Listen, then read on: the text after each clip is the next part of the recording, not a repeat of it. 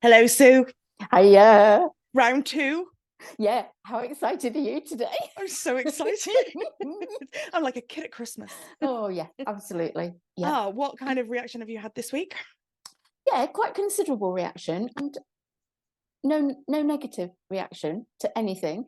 People just saying how much they've enjoyed it, how much they're looking forward to the next one, and how relatable it was. So that's great. Yeah.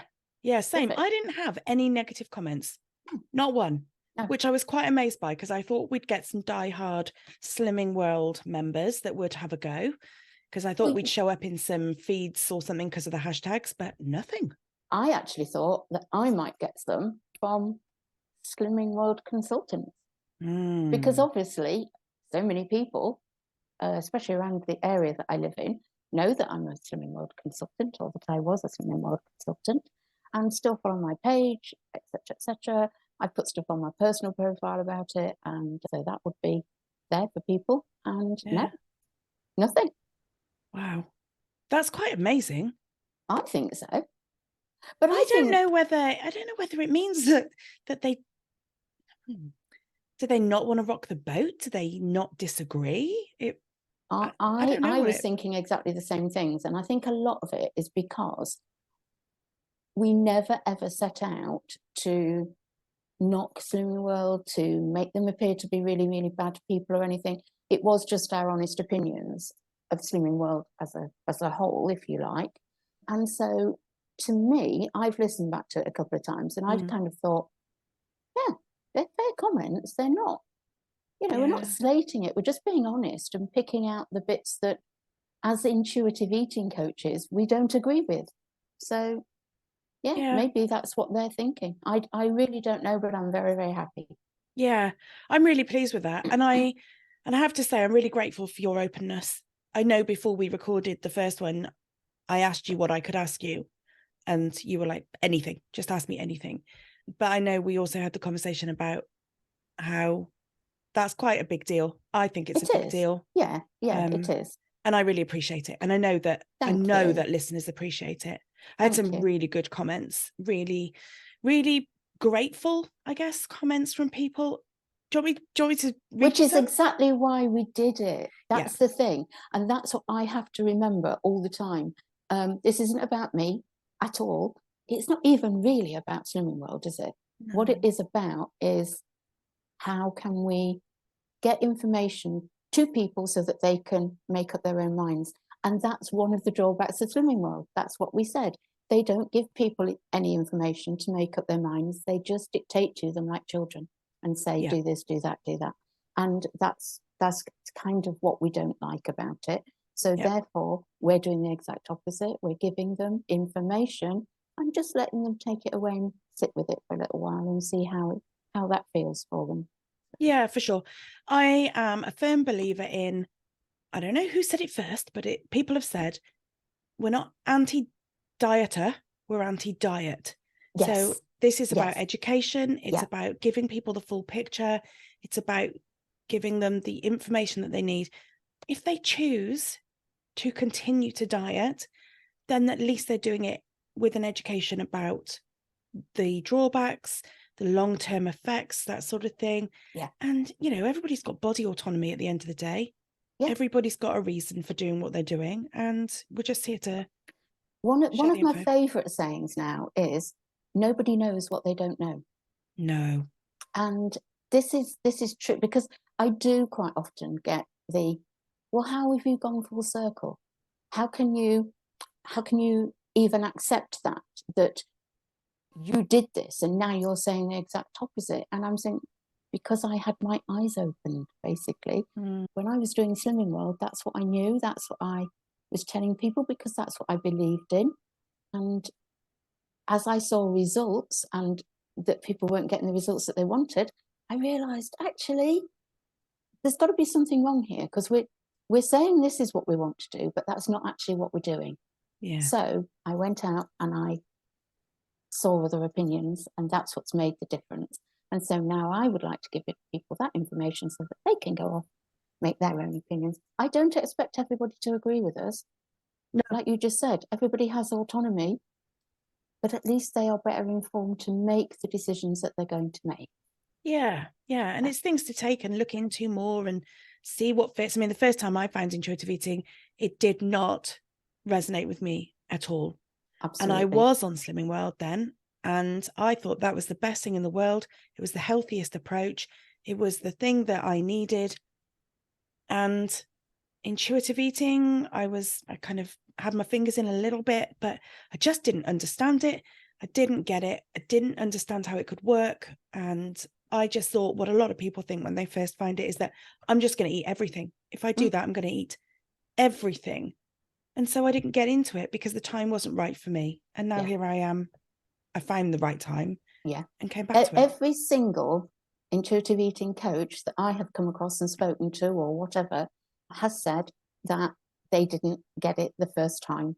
And they didn't get it until they found somebody to show them the way. Yeah. And I don't class myself as an expert in this, Terry. I class myself as somebody who is a few steps further ahead than someone who hasn't really tried it yet or hasn't taken it on board. And I think that's the thing. If the book is absolutely fabulous and amazing, and that's what first opened my eyes, but it's the actual doing, isn't it? Yeah. And it's the having people there to reassure you that you're doing it, to reassure you through the bad times, not necessarily just the good times, but because, you know, it's like a lot of things. It's not difficult, but it's hard. Yeah. To have to get in there and stick with it. And you're changing so many things that you thought were right and you're questioning them. So, yeah, I think like a lot of people, they're going to be a bit anti to start with. They're going to be on the defensive, let's just say. That's it, so isn't it? It's quite nice to have somebody there to hold your hand. And I always say to my my people, I'm not here to just hold your hand. I'm here to hold your hand and lead you through, because that's what I needed. I just needed somebody to go, yeah, you're okay. You're doing fine. Come on, follow me. and that's what helped me. So, yeah. Yeah, I joined a few Facebook groups when I first looked into it, and whether they didn't resonate with me at the time, whether I hadn't found the right groups, whether I just wasn't in the right mindset for it. I asked questions, I got replies. Couldn't tell you now whether they were good replies or not, because my mind was just going, nope. You've got a group, I've got a group, you know, and we just want the same. We just want to give people somewhere where they can ask questions. Yeah. You know, get stuck into the groups and ask questions. And if you don't understand it, ask questions and learn about it. And then you find your way with it. But you remember in part one, we talked about the good and bad things about a group. And one of the bad things was that everybody is relying on everybody else, if you like. And I find that that's the same in Facebook groups. People come in to read what other people have said. And if everybody comes in to read what everybody else has said and asked, nobody's doing any reading or asking or posting. And so, yeah, it's all about trying to get that communication between people and knowing that it's a nice, safe place. That's what groups are about, I think. A nice, safe place. I agree. I like having discussion about things. I like, you know, my favorite things are my group question and answer sessions, my monthly group question and answer sessions, because people are like, what about this? What about that? I found this. Well, I found that. And it's just this sharing experience. And everybody learns from that then. Yeah, absolutely. Yeah. No such thing as a stupid question. No. And everybody is learning. Every day is a school day. I can go on. I have lots of them. All the cliches all everywhere. Yeah, brilliant. Absolutely. Do you want some comments that I've had this week? Go on then. They're lovely. They're so good. You're going to love them. Somebody said that actually a few people said they felt validated listening to last week. They felt like they were the only person to think things, to have understood things in a certain way. We're agreeing with the conversation we had about how you hear a message and how it's meant to come across and that sort of thing. Yeah. They said that they felt validated, they felt heard, they felt like they were the only person, and now they know they're not. So that's awesome. Brilliant. Somebody said if it worked, we wouldn't have to rejoin. Oh, one of my favorites. Mm-hmm. Totally. Someone just posted, I've just listened to your first conversation. I loved it so much. I can't wait for the second one. Awesome. Somebody said, the trouble is you have to eat like that for life in order to maintain your weight loss. Deprive yourself, restrict yourself, and it may seem plausible to begin with. The weight comes off, you may feel great, and then you soon realize how soul destroying living that way is. Your body doesn't care about how slim you want to be unless you're prepared to restrict for the rest of your life. Yeah. It's an age-old story, that, isn't it? It is. And again, you know, to be fair, it's the same with any diet. And despite what Slimming World want to call their plan, their lifestyle, whatever, it's a diet. And what that lady said is absolutely true. It's fine whilst you're on it, but it is unsustainable because there are too many restrictions, because it's a diet. Yeah. Yeah. Big old circle. Yeah. Somebody said, I've been on Slimming World, and like every other diet before and after it, I immediately gained it back after coming off the program. Yeah, there we go. Yeah, there it is. Absolutely. I had a leader who I loved, but she ended up retiring. But she was very honest that she was struggling with maintaining her weight. And that's when I was like, why am I even here? We had a conversation about that, didn't we? Totally. Yeah, absolutely. Which is obviously not us alone. No. And I can remember you saying that, you know, you were surprised when you heard that your consultant or a consultant was going to another group. I was extremely shocked the very first time I went to a meeting at head office. At that time, I wasn't at target, and I just assumed that the room would be full of all these very, very slim people. Yeah. And it was not at all. Because it's difficult. You know, it's difficult, and people can't sustain it. So therefore they are going to struggle. Yeah. Whether they're a Slimming World consultant or not. There's no magic wand that taps you on the head when you become a consultant and says, yeah, you can do this now. There just isn't. You are just exactly the same as every other member in your group. That is such a good point. I haven't even thought of that. I mean, I realize the pressure that they may feel to stand in front of this group and have these expectations. But yeah, that's a good point. It doesn't make you a different person to the person sat on the chairs. You're just now that person stood up in front of a group. Yeah, that's a good point. Yeah. It's a really good point.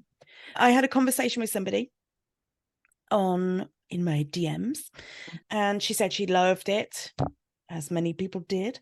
And I said, did it surprise her? I asked the question whether there were lots of surprises in there. She said, no, it didn't surprise me so much. I was at one stage considering becoming a consultant myself, but the initial cost put me off. But everybody around me was saying that I could be one and I would be so good at it. She said, and I was nodding with most of what Sue was saying, especially with the other members revealing how off plan they were. And I was angry that I didn't lose what I deserved that week. And then also touching on disordered eating, this is what caused me to have so many of my issues. I didn't have a problem with food before Slimming World. It was fascinating to listen. Yeah, absolutely. I don't think people realize that, do they? That these diets are the creators of the eating behaviors. We don't come into life with eating disorders and disordered eating. Things, conditioning, messaging, that's what creates it. And these diets just reinforce that. I am not eating disorder trained, so I really don't want to, you know, people to think that I have this huge experience. However, it was once pointed out to me that somebody suffering with an eating disorder or disordered eating, if they filled out a checklist of the things that they think are the symptoms of their eating disorder, and you get somebody else who is told to go on a diet to lose weight, the lists will be identical. So control portion sizes, exercise to burn off any extra calories, weigh yourself constantly. I mean, the list goes on. But yeah, how bizarre that the two lists are identical. We are telling people to do what people with an eating disorder have done and are struggling with. Yeah. Where's that line? Where's that cut off? Yeah, it's scary, isn't it? It is. It's really, really scary. It is. And, you know, again, in all fairness to Slimming World, they do touch on this. There's a box to tick on the form that you fill in on day one that says, have you ever suffered with an eating disorder? And you tick yes or no. What's the approach after that then? What does that box do then? What does the consultant respond like? Well, I was a consultant for 2.5, 3 years, something like that. I think I once saw the box ticked. So if somebody ticks the box, then yes, there is a procedure that we follow that I don't really want to disclose because that's not fair. Fine. Do you honestly and truthfully believe that in all of those groups, you know, some of my groups had 100 people, probably 80, whatever. Do you honestly believe in the amount of people that kept coming through? There was only that one person that had an eating disorder, because I don't. No. What a stupid way of checking whether somebody has got an eating disorder. Wait until they're sitting on the chair to join the group and then get them to tick a box. You don't speak to them about it. And especially if they tick no, which, you know, most people do, it's not enough. It really isn't enough when you are giving diet advice to only get people to tick a box. No, I was thinking that as you were talking, I was thinking, I wouldn't tick that box. I wouldn't tick that box to say yes. No. Because how much stigma is there already in the world around eating disorders? Why are you... And at that point as well, Terry, you don't know me from Adam. No. You have no idea what my opinion of that is. You have no idea what's going to happen if you do say yes. I'll just tick no, just to be on the safe side. Yeah. And actually, that's interesting because I think of it slightly differently in that I wouldn't, as that person, be thinking, what will they think of me? For me, if I was in disordered eating, if I was in an eating disorder, I'm trying to lose weight and I'm going to a group that's going to help me lose weight. If I tick that box, they're not going to let me join. That's where my mind would go. So if somebody in an eating disorder is going to go and join a group like that, they're not going to disclose that because it goes against what they're trying to achieve, right? That's right. Absolutely. Yeah. I know we've got a list of questions that we invited people to ask. One of those questions was, do you think that Slimming World gives enough attention to eating disorders? Now, I appreciate you said you don't want to go through the processes and stuff. Yeah. Absolutely fine. But do you think they give enough consideration to it? Not at all. No. No. Having said that, I do know people that have joined that did have eating disorders in other groups.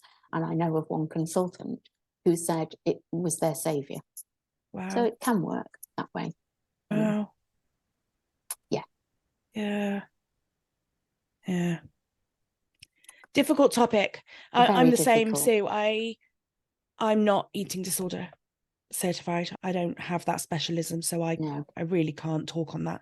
But yeah, it's an interesting conversation. Yeah, very, very much so. Yeah.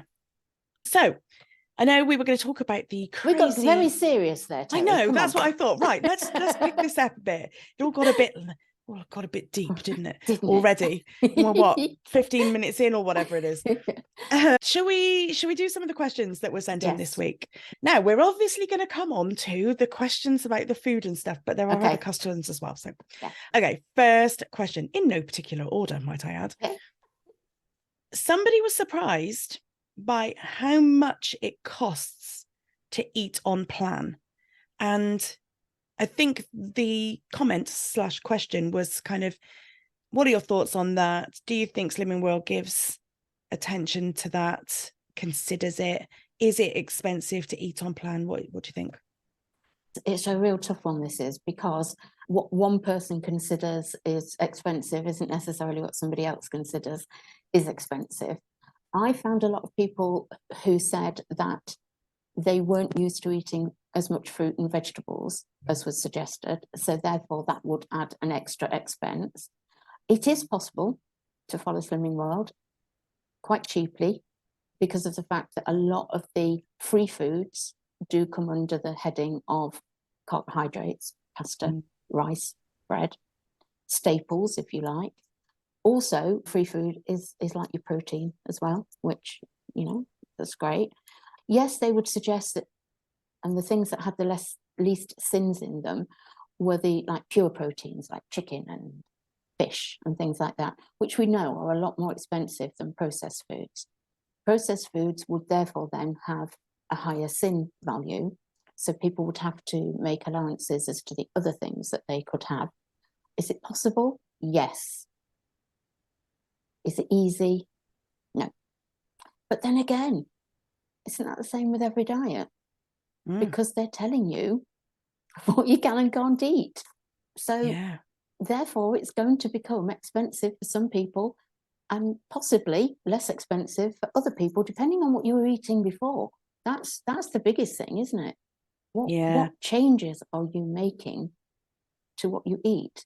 I guess if you've gone from, it's definitely where's your starting mark, isn't it? Yeah. If you've gone from a place where you eat a lot of, let's say, freezer foods, nuggets, chips, sausages, maybe that sort of thing, and you're going from that to lots of fresh food, lots of fruit and veg, that kind of thing, that's a remarkable step up, isn't it, in the amount you're going to be spending, I guess.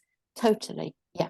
Yeah. But then also, just expanding on this a little bit while my brain's thinking about it, there's also the question of whether people can actually follow the plan the way it's intended in their cooking ability, that sort of thing. So maybe somebody has always eaten freezer foods, that sort of thing, convenience foods, however you want to put it, because they don't know how to cook, because they don't know what to do with all this fresh fruit and veg. And again, you know, I'm sure everybody remembers the shop with all the books. I have to say, the Slimming World recipes are on the whole really, really good. I don't like the ones where they do try to make you eat things that shouldn't really be there. But on the whole, they are good, they are wholesome, and a lot of them you can make very reasonably priced. But what is difficult on Slimming World, I am quite happy to admit, is eating freezer-type foods and processed foods. And that's always going to be difficult. And we all know that's the cheapest way to eat, isn't it? You know, that's something that I think is completely, it's a whole other thing and it's political. But yeah, it shouldn't be that fresh food is the most expensive food out there to buy. No. And that you can buy processed food much, much cheaper. But that is something that is out there, and it's not really Slimming World at fault. It is just a general thing. Yeah, it is. I think there's a lot in the way of struggles for people in how they eat. You know, how were you brought up? What kind of food are you used to eating? What is your palate like because of how you've been brought up? Do you have the skills to be able to cook? Do you have the time to be able to cook? Is it mental capacity? You know, is it a choice between you putting something in the oven out the freezer or not eating at all? Exactly right. There's so much that goes into it. There is. And again, it comes back to each individual's position. And, you know, if we're going to have this conversation around Slimming World, then you and I know that we have to also relate this to any other diet that is out there. Can you imagine trying to do keto on a budget? Absolutely not. No, I would say that's a far more expensive alternative than Slimming World. You know, to try to get that much protein and no carbohydrates has got to cost more than an average intake. Yeah, for sure. Yeah, I completely agree. Okay, next question. Based on what research do they go by to determine the amount of points that each person gets?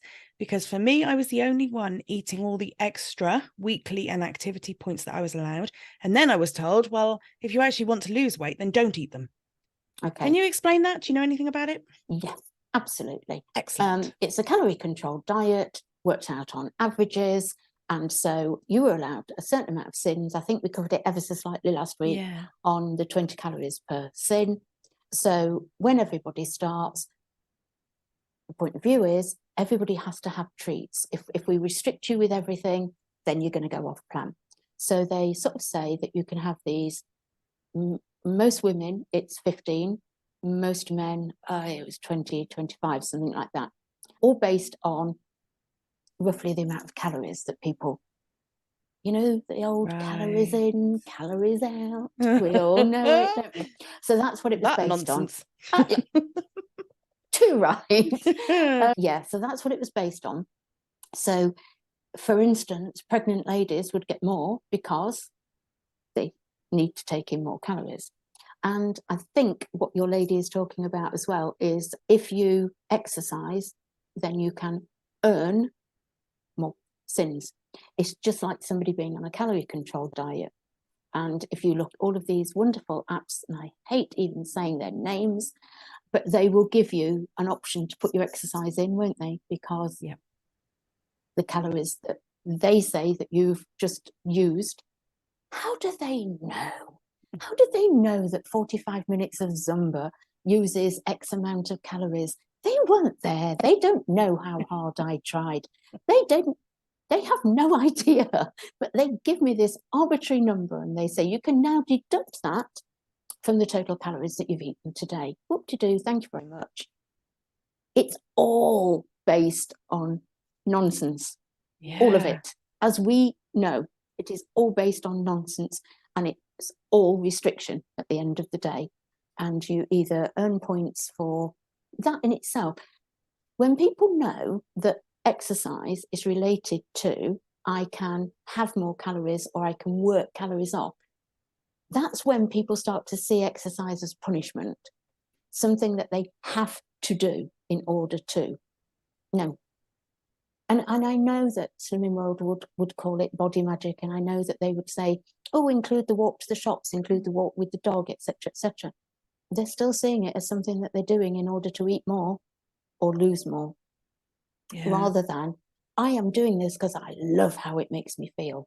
I love the fact that if I do some arm exercises, I can reach the top cupboard without having to get help or feeling, you know, overdoing it, whatever. And so, you know, that's another thing I hate about the diet industry, that they ruin so many other things, so many other parts of our lives, and they are definitely ruining a lot of people's connection with movement and exercise. So yeah, that's how you earn points at things and get to eat a little bit more. And of course, if you're not losing enough weight, then obviously, yeah, your consultant's probably going to say, well, stop adding those extra sins in, because your body just can't do it. Yeah, in other words, we chose a number, just reduce it. Yeah, you can have the same number as everybody else in this room until you are this body weight. And then you can have extra points, because now you need more extra points. But there's no sliding scale, is there? Yeah. You're either on the normal range of points, sins, whatever you're having, or if you're 1 pound heavier, you get an extra amount because you're now in this next bracket. I can see part 3 now coming up of this podcast. Should we just talk about this forever? Yeah. Which is nothing to do with Slimming World, to be fair, but arbitrary numbers. BMI. How much could we talk about BMI, Terry? How much? It makes me angry. And this, exactly right. This is why I'm doing this podcast with you, because it's about giving people information. You know, go look up BMI.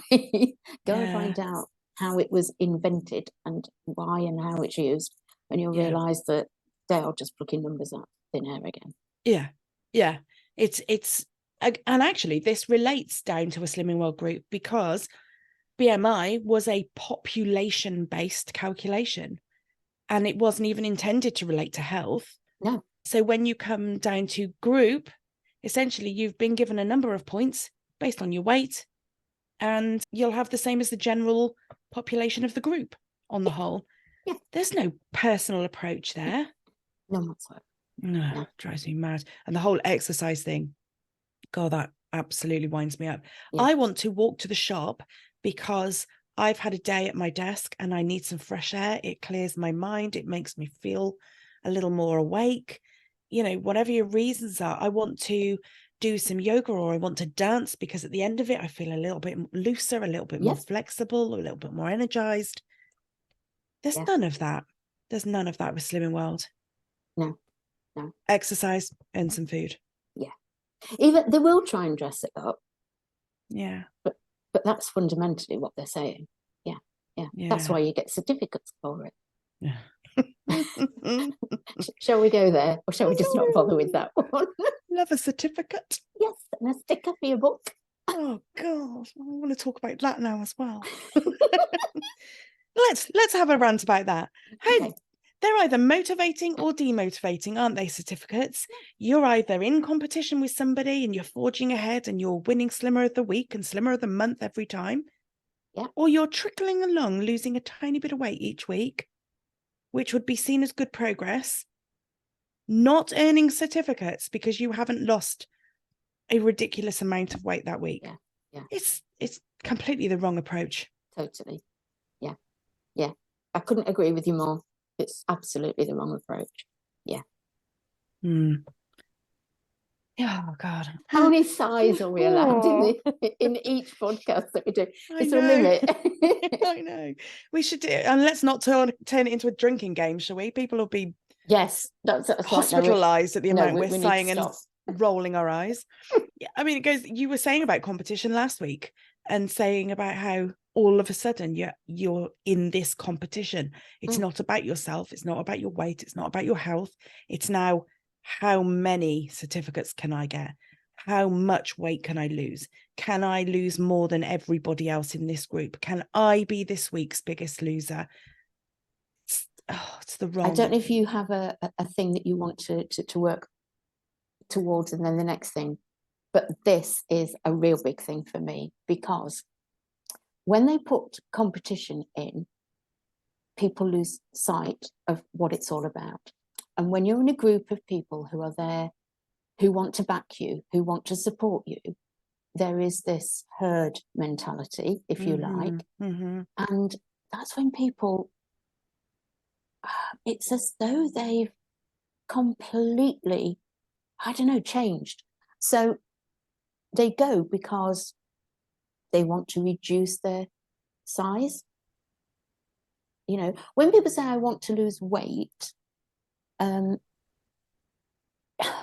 it's a difficult one. It's a really difficult one.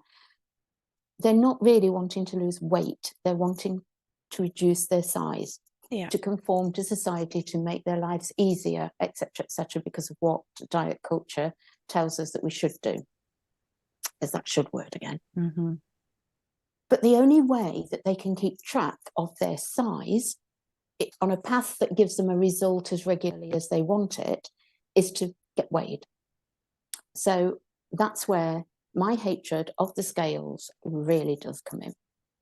First of all, I've shown to my members in my group how I can weigh myself 6 times a day and weigh completely differently, to within about 3 pounds. So how is it that when somebody comes to group, they get weighed and they've lost ½ a pound, and that is registered? And to them, that is a loss. And if they have gained ½ a pound, they are devastated because they have gained weight. Yeah. No, they haven't. And it has nothing to do with the size of their body or the shape of their body. It's an arbitrary number on a scale. And as we said last week, it can have a really big difference on their attitude for the following week. So I have a huge issue with scales, and with then how people's minds get warped. Because then it all, I listened to another fabulous podcast, and when I hear them talking about going to a Slimming World group and laughing about the fact that they tell other people, that like new members that they see coming through the door, okay, so tonight you need to get weighed with your shoes on and your belt and your phone in your pocket and some change, and you keep your coat on. Yeah. And then next week come in a little sundress and flip-flops. Pop your flip-flops off because they'll make a difference and you'll get a great result. What's that got to do with weight loss, Terry? They're losing sight totally of what their intention was when they walked in the door. And then it doesn't just stop there. It's, you know, it carries on all the time. People are looking for ways to try to alter what it says on those scales, because that's what's going to get written in your book. So that becomes your Bible. And that's all it is. It's just numbers in a book. Yeah. You know, and yeah, it's all about getting a result which makes you look better and feel better about yourself in that instant. But it's not actually doing what you're paying your money to do, which I don't believe people should do anyway, but that's not the point. If that's what they've joined a Slimming World group for, and they want to lose weight, they should at least be doing that. And that's not what's happening. I know, and then they'll go back the next week and they'll say, well, I've had an okay week, and they may have lost half a pound the previous week, and now they've put a pound on, and they're going to be devastated. Nothing's changed. Your body is just at a different time, different place. You know, tomorrow you could weigh 3 pounds lighter. It's just look at the draw to a certain extent. Yeah. When you are weighing week by week by week. But those results that you get can affect your following week. So they're selling it as a way to reduce your weight, and yet the way they're doing it by weighing you every week and putting you in competition with other people is actually stopping you from doing that very thing. Whether I agree with it or not, that's the fact. That you know, they are taking money from people and they're saying, we can help you to lose weight. And I don't actually think that's what they do a lot of the time. So that's another reason that I had to get out. Yeah. The behaviors that it creates as well is awful. So the things like the wearing heavy clothes the first time, wearing lighter clothes the second time, that's one of those things that we all know happens. Mm-hmm. But I couldn't tell you how many times I didn't have a cup of tea in the morning. I didn't have my breakfast before I went to group. I was in a morning group and that was bad enough. So I wouldn't have anything to eat, anything to drink. I would wear the same clothes, obviously. I would make sure that I went to the toilet, and I would not get on those scales until I'd been to the toilet at the hall as well. Mm-hmm. And then you think of how that I don't know what the word is I'm looking for, but how that relates to people in, say, evening sessions. A lot of them not eating through the day, not drinking very much. And when you start introducing behaviors like that, you're very much in disordered eating behavior territory, because it's so bad for you. It's so bad. And as we said last week, all that does then is, because they've gone all day on weigh day, they're starving. Whichever result they get, it's coming into a body that is starving. So if they've lost a lot, it's, oh, thank goodness for that. I can go out and have fish and chips. And if they haven't lost very much, it's, well, what's the point? I'm going to go out and have fish and chips, because their body is starving and they're eating because they're starving. It's never a true reflection of where their weight is or how large their body is, or it's just not a great starting point to measure anything from. It really isn't. And also, I find that the information from the consultant was really conflicting as well. So the importance was put on the weekly weighing and what your results were that week and what you'd done right or wrong that week and whether you'd got your certificate that week, you know, all that sort of thing. But then the go-to reassurance if you were having a bad run was, well, look at it over 4 weeks, look at it over 8 weeks, you'll see a pattern. So the consultant would go from 1 week saying it's what happens this week to, oh no, now it's over time. Do you know what I mean? It's very conflicting. Yeah, because it's that thing of trying to motivate somebody, but then when you can see that they're not motivated, they're feeling devastated, then it's consolation. And let's try to look at it this way to remotivate. So you can kind of see why they would do that. However, if people just didn't follow diet, Yeah. we wouldn't have this weighing thing. If people didn't start that, how many times, Terry, have you got on your scales in the morning and it has set your mood for the entire day? So you get up and you feel a certain way, and then nothing has changed at this point. It hasn't had time to. You know, you could get up, you could see the sun shining, and you feel great, and all the rest of it. You get on the scale says you're a pound heavier than you were yesterday. What? How do you feel now? Well, now it's the end of the world. The sky may as well be black. Absolutely. Yeah. If you didn't get on the scales, you wouldn't know. No. And then there's the knock-on effect. So then it dictates what you wear. It dictates what you wear, Yeah, what you eat that day, what you drink that day, the exercise that you do that day, absolutely. and maybe knock-on days after that as well. It's not just let's just hop on the scales quickly. It's never that minute a thought. No. Mm. So basically, everyone, and I mean this wholeheartedly, everyone out there, throw your scales away. Agreed. They don't measure anything. Your gravitational pull, I think, is what they're measuring. You really care? I don't. No, gravity sticks me to the earth. That's all I care about. That's it. That's about as much as I know too. So we've passed that exam, Terry. That was easy, Yeah, wasn't it? Yeah. tick. That'll do. Yeah. Don't need to know any more than that, really. No. If I suddenly start, disappearing off the earth, then I might think twice about that. But no. Like the guy out of Up with all the balloons, yeah? Yes. Yes. No. There is no point to scales. There really isn't. No, I encourage people to do that in stages if it feels like a really massive ordeal. So for a long time, I hid my scales in the airing cupboard behind the washing basket, because I knew if I wanted to weigh myself, I had to drag that basket out, rattle, rattle, rattle, clang, clang, clang. Off I go into the bathroom. Someone might see me with the scales, all that sort of thing. Hiding them was enough to break the pattern for me. Yes. And then I could bin them. And again, it's horses for courses, isn't it? Yeah. Because Yeah. other people would say, no, if they're there, I know that they're there. So I'm going to go and do all of that you've just said. So yeah, just take a sledgehammer to them. Yeah. Yeah. I still have a set. I want to do something like that. I want to do something dramatic with my scales, like chuck them out of 4th story floor or something. Wouldn't it be great? I've still got some.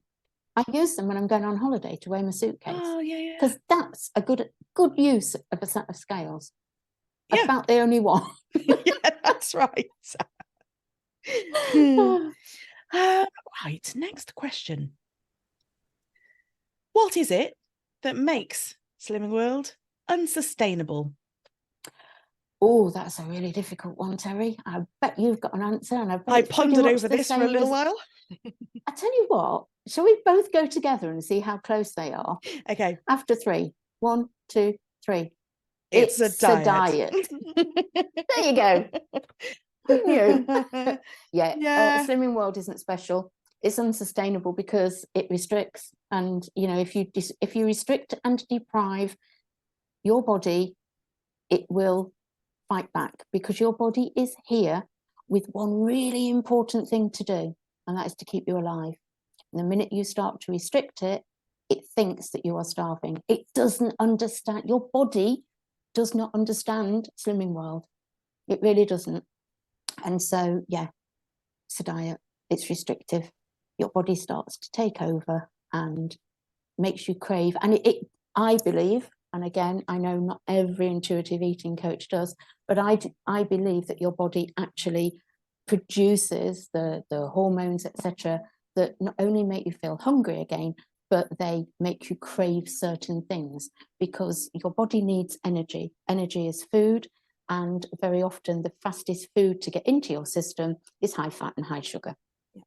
So when people say, oh, I fell off the wagon because I just saw a donut and I couldn't resist, I get it. Totally do. So does your body. Yeah.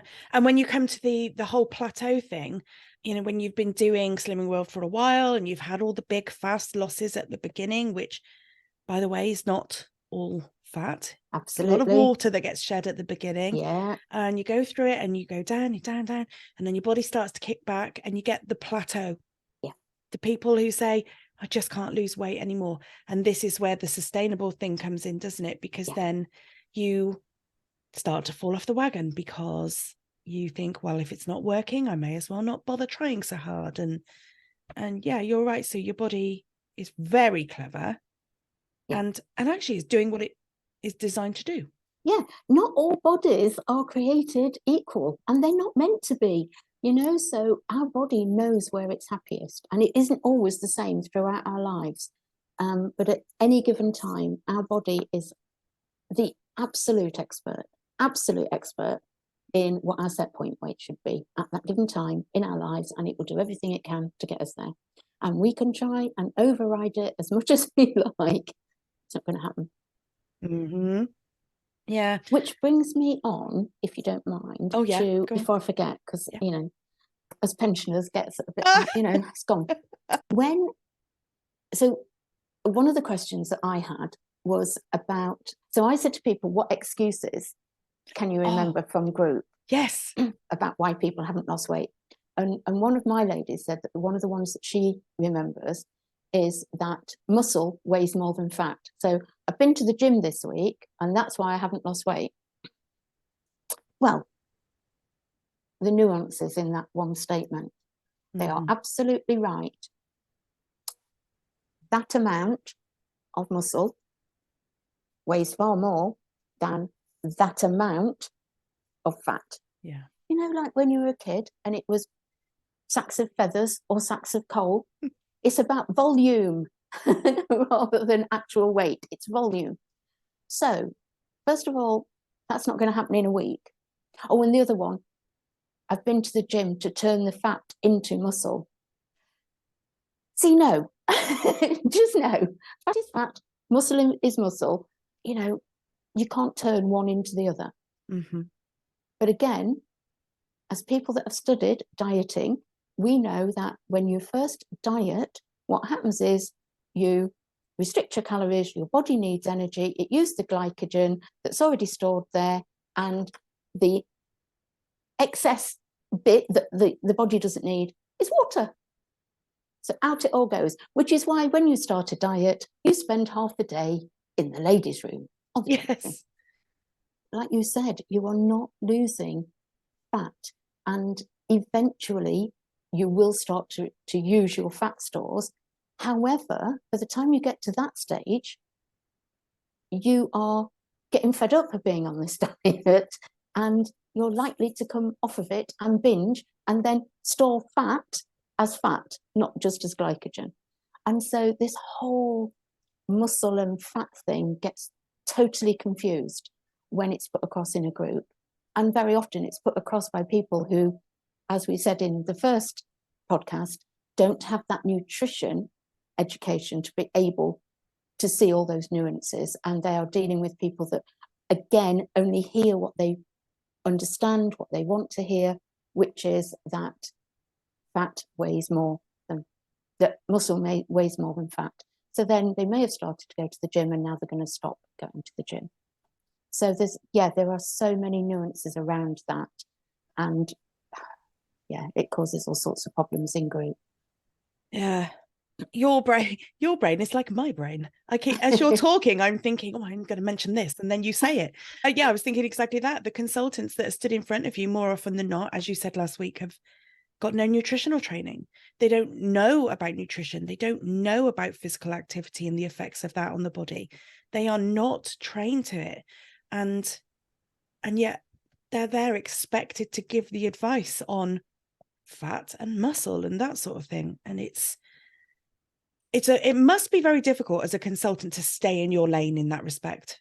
Yes. Yep. To not give advice where you don't know. Exactly right. Yeah, absolutely. And also, is it what people necessarily want to hear? Yeah. You know, that they don't, it's going back to that thing again, isn't it? I'm just following the rules. I don't want to know all of that. That's what Slimming World would say that they've already done for you. So they don't want to know all of that stuff. They just want to follow the rules and get the results that they were promised. Yeah. Yeah. That's a good question. These are good questions, aren't they? Aren't they just? We've had some fabulous ones. I mean, going back to the unsustainable one, I know we had a little bit of a laugh and joke about it, but But that's the thing, isn't it? This is what it's all about. Ask questions, find the information, understand it, because people at the beginning of their journey may not know why it's unsustainable. Yeah. For those in it in the long term, they're like, it's another diet. We get the effects that this has on the body. And it's all about educating yourself, that and muscle and fat and all that. It's all an education route. It is. And I know when I was in group, if I you know, even now, if I speak to people that were in my Slimming World groups, and they'll say, but it wasn't a diet. I say, yes, it was, because it was restricting. Anything that restricts what you can eat is a diet. Oh, but Slimming World doesn't restrict. You know, you can eat as much as possible. Did you actually want to eat No. Well, then it's restricting. It's no good saying it's not restricting you because it says you can eat as much as one thing as you like, if it's then saying that this is restricted, because on a certain day my body doesn't necessarily want all that free food. You know, I can go through 2 or 3 days and I would eat an enormous amount of what Slimming World would class as free foods and speed. And I might have fruit for my breakfast, I would have a salad at lunch, and I'd have some veggies on my plate in the evening, because that's what I fancied, that's what was available, etc. I can also go through days when my whole diet is just beige. Just beige. And it's just carbohydrates. And there's not a stick of vegetable in sight. But it's not about each meal, it's not about each day, it's about overall. And if on that day I have had cereals for breakfast, and by the way, who only ever eats 25 grams of cereals? Not me. Babies and toddlers, that's who. Adults do not. And no, it is ridiculous. So you see there again, from the minute you get up in the morning, you're restricted on this non-restrictive diet plan. And then, you know, you may just have toast at lunchtime, something like that, because that's what you fancy, that's what's available. And then I might have a dirty great big piece of cake at night, because that's just what I fancied. I was walking past the shop and I saw it. So by the time I go to bed that night, I'm a happy girl, because I've eaten exactly what I wanted to. Am I going to drop dead in the night because I've eaten a piece of cake and no vegetables? No, I am not. And am I going to eat exactly the same again the next day? Because now that I'm allowed to eat cake, surely I'm just, because I adore cake. It's my biggest love cake. Cake of all sorts. Am I going to drop dead? No, I'm not. Am I going to do the same tomorrow? Probably not, no, because my body is really far more clever than I am. And it knows it needs some fibre. It knows it needs whatever, some vitamins. And so it will give me whatever it gives me to crave those things. So now I'm eating them because I want to eat them, not because the rules in my little book say that I should. And if we could eat whatever we wanted to, and if Slimming World allowed you to eat whatever you wanted to, and if there was no restriction, you wouldn't have people coming to group saying they'd had a bad week. Exactly right. How can you have a bad week if you're allowed to eat what you want to eat? It's impossible, isn't it? Yeah. Yeah. It's no sense there at all. No, exactly. And that again is another whole subject on its own, isn't it? Yeah. Good and bad week, good and bad food. Good and bad food? No such thing. No. Food is food. There's no place for moral standing when food is concerned. Guilt-free. I've looked forever. I can't find anything that says it's guilt-free. Yeah. But then again, I can't find anything that says it's got guilt in the ingredients. I like it. That is brilliant. If it hasn't got guilt written on it, then it's guilt-free as far as I'm concerned. Yes. Oh, that is all so food. Good. It's so all good. Food. Okay, so years ago, I did Weight Watchers, and I've done both I have suffered both Weight Watchers and Slimming World. Yes. At the time then, you had to have so much of each food group. No points or sins happened then. And I remember asking the leader why you need to have a pint of milk. She quite openly said she didn't know. It was just part of the plan. Yep. Great. Heard it so many times and so many questions. I don't know. It's just part of the plan, because they don't have the nutritional information that people like you and I have, or that Slimming World head office has. And when it says that you can have a pint of milk as your healthy extra A, or whatever it is, I don't know what it is now, they don't explain why. And if you ask your consultant, she will say it's to make sure that you get your vitamins and minerals. What vitamins then? Which minerals? What is it I'm getting? Is that information open to you as a Slimming World consultant? If you were to go to head office and say, I want more, I want to know more, I want to know about this, that, and the other, nutritional wise, inform me so I can help my members. Yeah. How much is there for you? I think they probably would be able to provide you with it, but I think they would also remind us that most people don't want it. Most The people, information. and they kind of well, they don't, because of the fact that I was never asked these questions very often. They are hoodwinked into thinking that because Slimming World have done all of the research, then if they say that they need to have healthy extra A to stay healthy on this plan, that's what they need to have. So they just follow it. And they only question it if they have extra of something and then they don't lose weight. And then you'll get the, Sue, you know, if I hadn't have had that extra piece of cheese that I popped into my mouth when I'm cutting my 30 grams up, do you think I would have lost weight? I don't know. Yeah. I don't know, because I don't know what the knock-on effect of that would be. So if you hadn't had that 30 extra little bit of cheese, would you then have been craving more cheese all day? And then in the evening, would you have eaten a 50-gram piece of cheese? Would you have not had the cheese, but then been really, really hungry 2 hours later and had a dirty bit cream cake? I don't know. I can't say, because that little tiny piece of information in isolation does not make the difference as to how much weight you lost, gained, whatever, in this week. And that's what most people that go to Slimming World do not understand, that a lot of it that they think is their fault because they haven't stuck to plan is nothing to do with them or the plan. It's because it's kind of just rubbish. It's kind of just rubbish, you know? Yeah. Here's an example. Somebody messaged and said, Slimming World, the diet where if I had fruit and fiber for breakfast, I'd take out the banana flake and the hazelnuts because they weighed too much to allow them to stay in the bowl. Instead, I replaced them with 4 extra flakes of cardboard.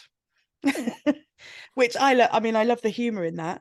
But doesn't it just scream how mad it is that you are that selective over a bowl of cereal that you would take out the dried banana, you take out the nuts, which are both really good for you, so that you could have a few more flakes of the cereal.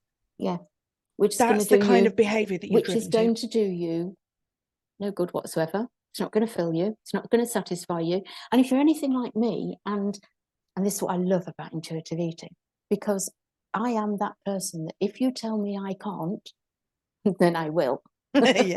Always. I hate it. So if you tell me that I can't have those nuts and those bananas, I will crave them for the rest of the day, purely because you said I couldn't have them. Really, if I'm honest, it's a mindset thing, isn't it? You know? Absolutely. And so eating these 4 or 5 extra flakes of whatever it is isn't going to make any difference to me whatsoever, because at some point I am going to have the banana and the nuts and probably a lot more, because now you've annoyed me. Now I'm in that frame of mind of, no, I'm not doing this. Don't see why I shouldn't have those bananas and nuts. So I'm actually going to have nuts and fruit wrapped in dairy milk chocolate because I can, and that's what I want. But do you see my point? I know we joke a lot, but then again, it is a joke. The whole dieting industry is a bloody joke, and often just needs to be seen as that. It's completely nonsensical. When it makes you do ridiculous things like that, which in the moment feel very sensible and logical, and this way of maximizing the amount of food you can get in your mouth in a day, because that's essentially what you're doing. What can I take out that will then increase the amount of something else that I can have? When you've got things like that going on, when your behavior is doing things like that, then it is it is a joke, and it is, well, it's a joke and it's not a joke all at the same time. It's in the moment, it feels absolutely sensible, but when you look back at it, you're like, what was I even doing? Well, and again, I mean, that story reminds me so much of stories where people have said, yeah, I was weighing out my cereal and it was a little bit too much, so I took the nuts out, and then it was 25 grams or whatever, and that's where they stop. And then I kind of like do my look around, and then I go, what did you do with the nuts that you took away? Oh, I ate them. And it's only in that moment, it's only in group, when they've said it out loud, that they think, oh my God. But we all do it, don't we? We cut the piece off the cheese, like you said. We eat the nuts that we weren't going to have, that we took off.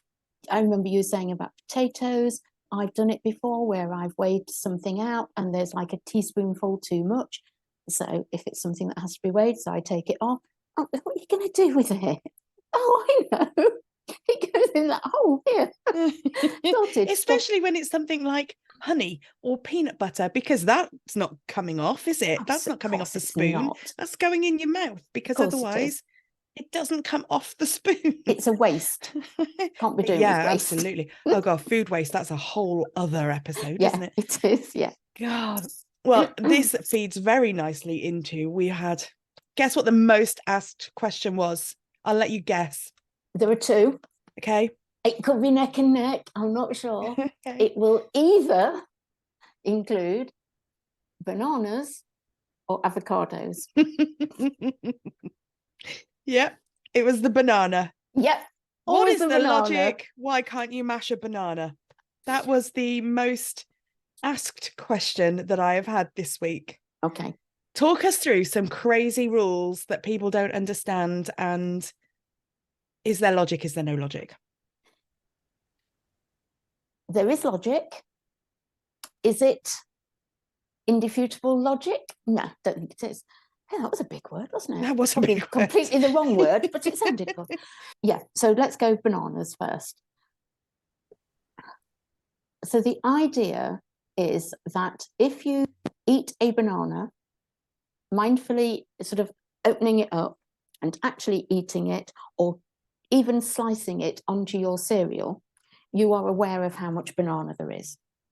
And so is your body. So as you're eating it and chewing it and digesting it, then that's a certain amount of banana.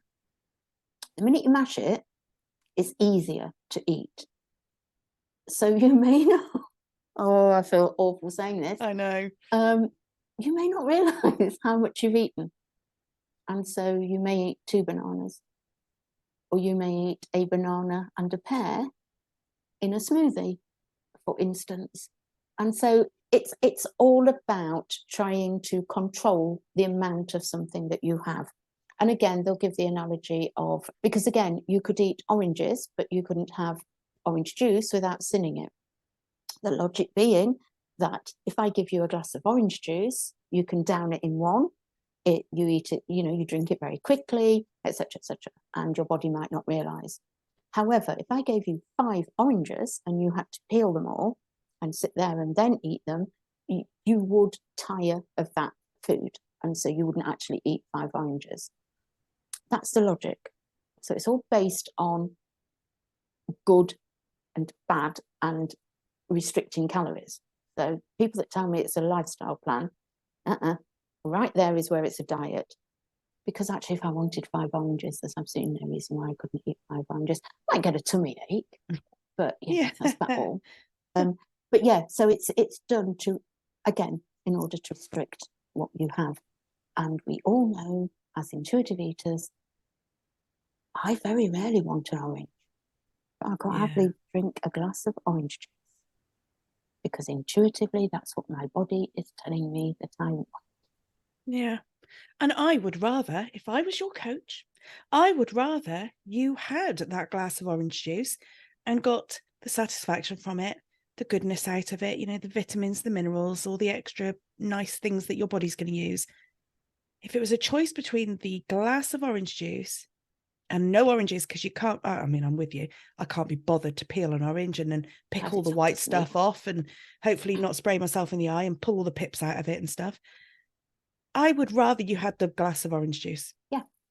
If it was that or nothing. Yeah, exactly.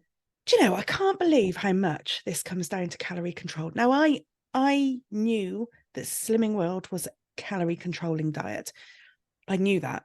I can't believe, though, how much, to what degree the calorie controlled aspect is. It's mad. I think we were told with regard to the fruit juices and things, the consultant used to say it's something to do with the fiber as well. And the fiber doesn't get digested in the same way and stuff, which makes good sense. But that's how it was explained. Not we're restricting your calories. It was you don't get the same nutritional benefits and you don't recognize how much you've eaten. Yeah. Yeah. It's really surprised me. It is very calorie controlled because everything, again, you know, like all the free food is basic chicken, lamb, beef, fish, that kind of thing. And they can say that that's all free because they know what the calories are in those things. The things that have a sin value are the things that they have no idea what the calories are.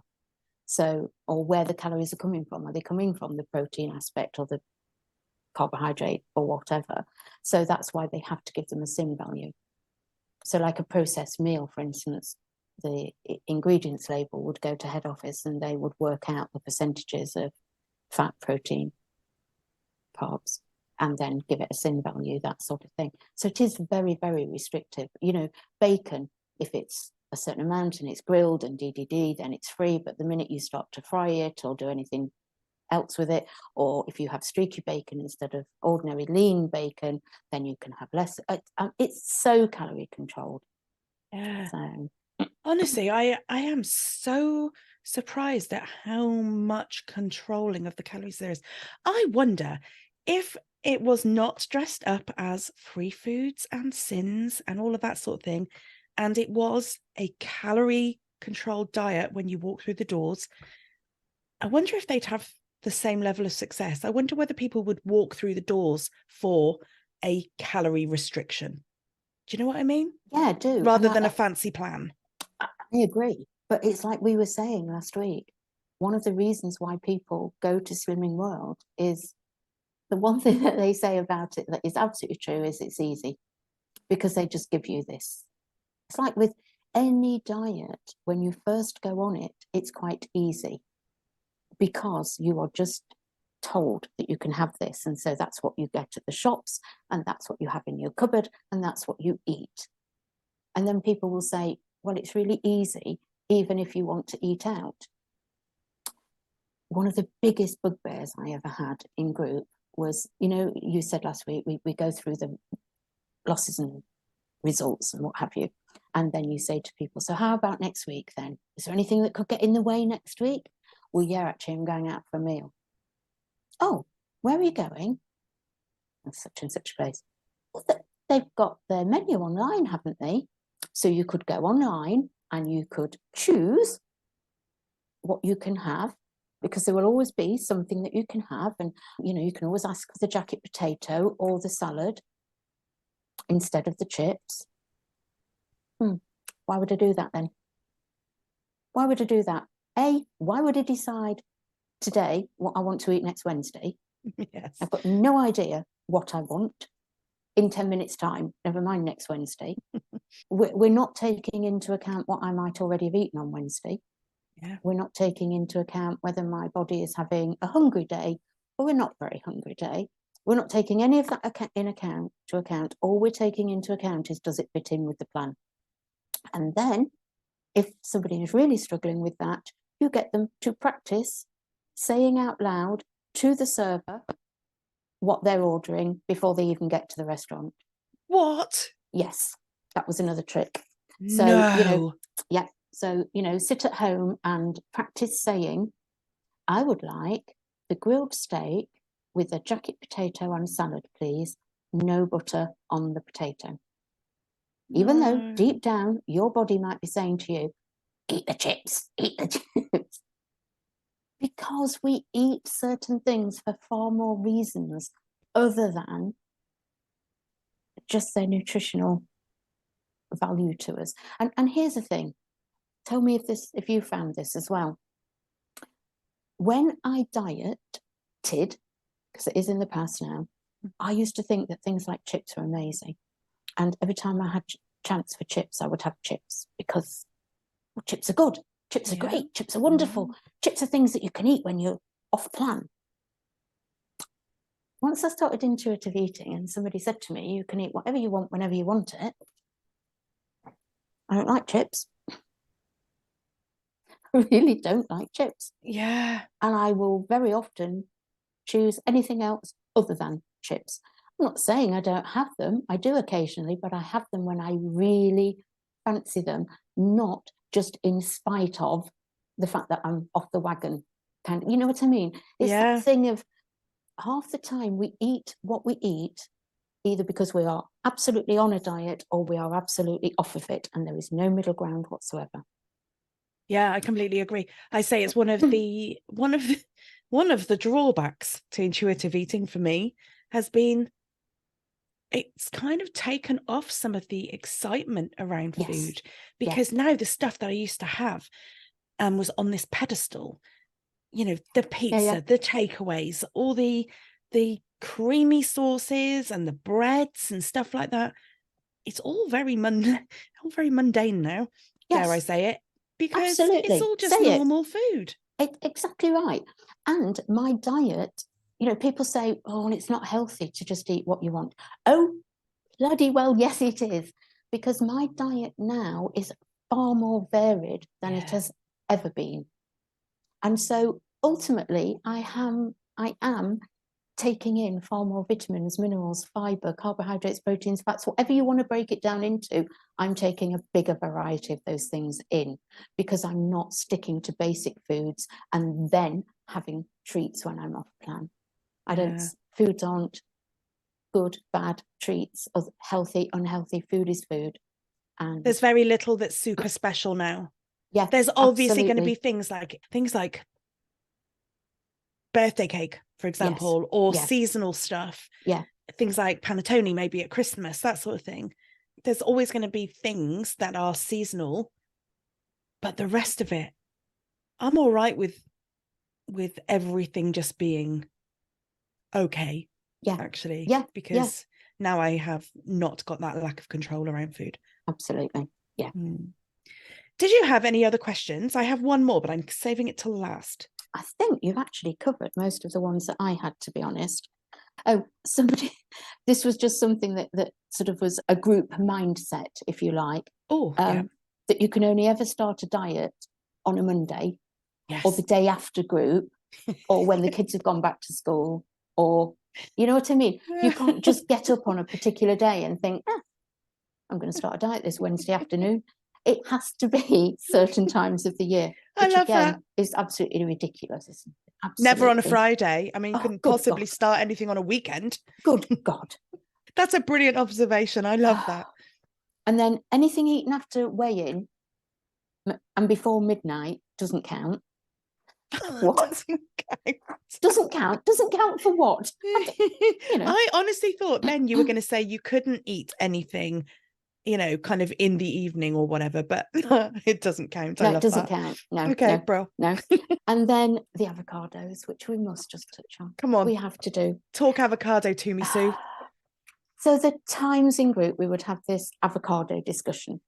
And you would get people who were so indoctrinated with Slimming World that they could actually get, as they thought, the reason why, because they're so high in fat and, you know, we shouldn't be eating all of this fat. So they could quite understand why they had this sin value, and quite a high sin value, let me say. And then you had another little group who would say, but it's not meant to be a diet, it's meant to be a healthy eating plan. And there's not many things that are healthier than an avocado because it has all 3 macronutrients in it, etc., etc. And so, it's a calorie controlled diet. And their fear was that if you ate an avocado chopped up into your salad, you would go over your calorie limit for the day.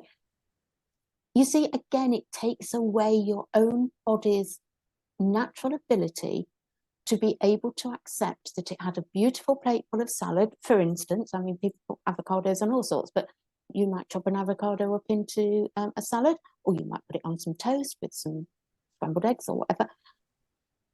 And yes, we know that that has got a lot of calories in it, which means it's going to fill you up.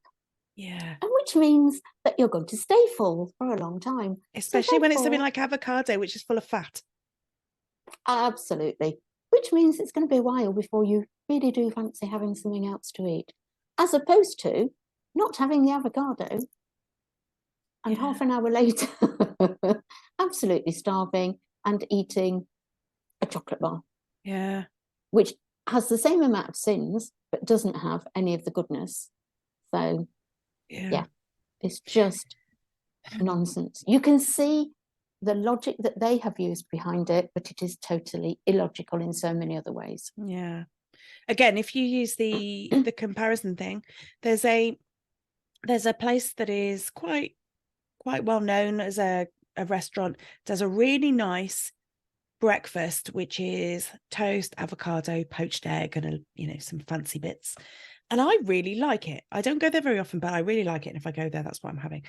Now, the alternative, if I was on Slimming World, for example, I would not have that because of how bad it is. Yeah. Instead, I would probably have a much bigger fried breakfast, but Slimming World style. So I would have toast. I would have some sausages that were within my allowance, some bacon, because if I chop the fat off, it's free, some beans, some this, some that, some the other. And before you know it, what I've actually done is had way more calories on this meal because I'm trying to avoid the avocado. Yeah. Just doesn't account for things like that, does it? No. I've just Googled it while you were talking, and 14 sins in an avocado. Yeah. And the average sins for the day, Sue, is 15. Brilliant. There you go. Brill. Absolutely. Glad you did. However, on the good side, you can have as many Muller lights as you want. Processed, full of sugar, no goodness whatsoever. But eat them. But they're fat 10 free. a day if you, oh, totally. Because again, it's they just make it up as they go along. I'm sure they do. Yeah, they must do with things like that. I mean, if you look at, I know, we're not doing quantities of things in this conversation, but if you look at the calories in a Muller light, I can remember how many there were. Yeah, they were free on the plan. Yeah. And it actually wouldn't have taken that many to take me up to a considerable amount of the, let's say, government recommendation for the calories for the day for me as a human being. Yeah. So you're quite quickly knocking up this amount of calories anyway, but you're just eating them all because they're free. Yeah. And we would do things like, I remember making ice cream out of them. That and some sweetener in an ice cream machine. And all of a sudden I've eaten probably 5 or 6 tubs worth of them. Yeah, totally. Yeah, it just, things like that just do not make any sense whatsoever when you're looking at it from a health point of view in particular. So, and a nutrition point of view. No, balmy, isn't it? So, last question. Such a great question. How do you make that first step away? Where do you start? Don't do what I did.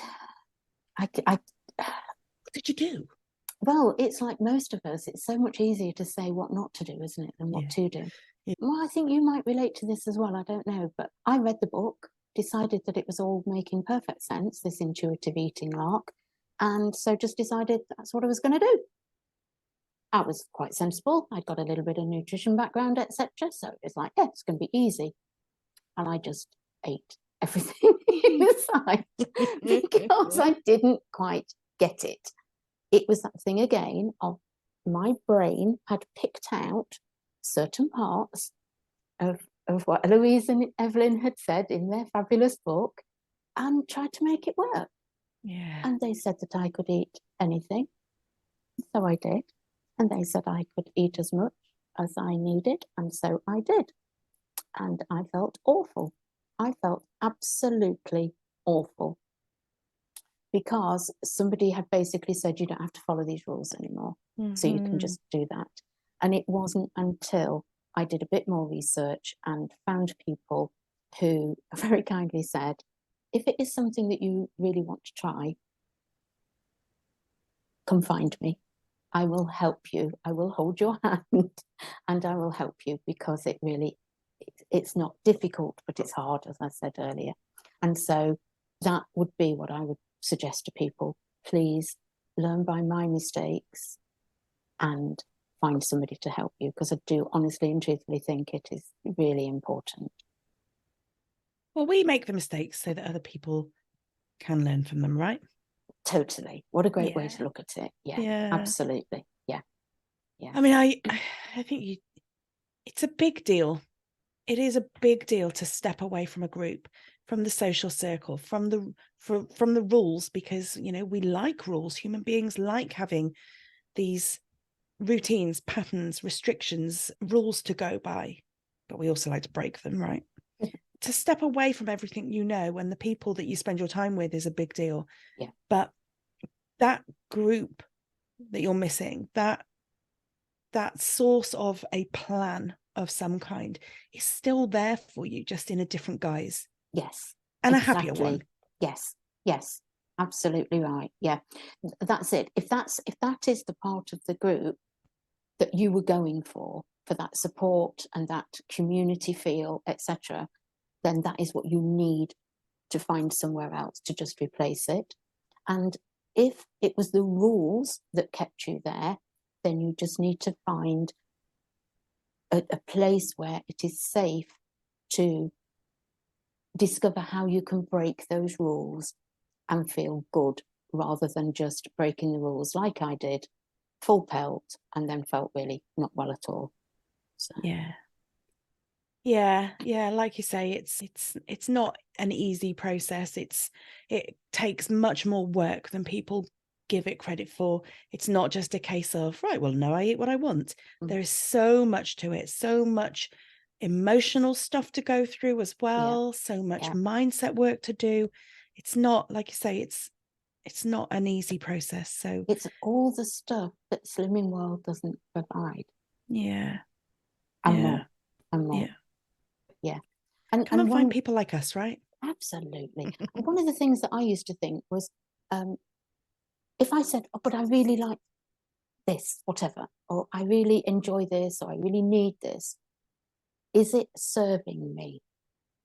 And you know, when you've done Slimming World for the 20th time, and you've also done all of those other things in between, if they were right for me, would I not be in a very happy place, in the slim body that I always desired?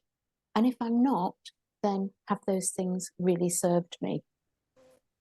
If the answer's no, then please don't keep going back. Don't keep doing the same thing. Doing the same thing over and over and over again and expecting a different result is the definition of insanity. And I don't mean that in any way as a, you know, as a put down on anybody, but it is. No. And when you sit back and think about it, it's like, you know, I was just talking to my partner earlier about it, and it is that thing of every time you start a new diet, you think it's going to be different to the time before. Why? What's different? Nothing. It won't be. They can promise you the world. Not going to happen. Here's another cliche for you. If you always did what you've always done, you'll always get what you've always got. Yeah, absolutely. Love it. And it's scary. And, you know, we recognize that because we've been there and done that. Yeah. So, seek out somebody that, like you say, can hold your hand and guide you through it gently. Because look at us, shining examples. And it is quite serious. That, you know, we are sitting here with smiles on our faces, we're laughing and joking, we are happy people. Would I have done this 6 years ago? No. Was I slimmer 6 years ago? Yes. At that precise moment in my life, yes, I was. I was miserable. Yeah. So all those promises that were made to me did not come to fruition. I was completely and totally miserable. But when people saw me, they would always compliment me on how well I looked. I wasn't well at all. Yeah. Now I'm well. Yeah. It's amazing, isn't it? It's such a good place to be after. Come when you can join look us. back and know. Yeah. Yeah, you're right. Come join us. Come join us. Oh, Sue, I have adored these chats with you. I've just loved it. Thank you. Thank you, thank you, thank you. You are more than welcome. I just have one question for you to ponder over Yes. the next few days or weeks. Are we going to be Hargreaves and Pugh, or are we going to be Pugh and Hargreaves? Because I've got a feeling this just might, become a I feel bit more. there's an Instagram poll to be had out of that. Yes, definitely. That's Let us brilliant. know, folks. That's brilliant. Love that. Oh, Sue, I love you dearly. Thank you. Thank you so too. much. Thank you. Bye. See you.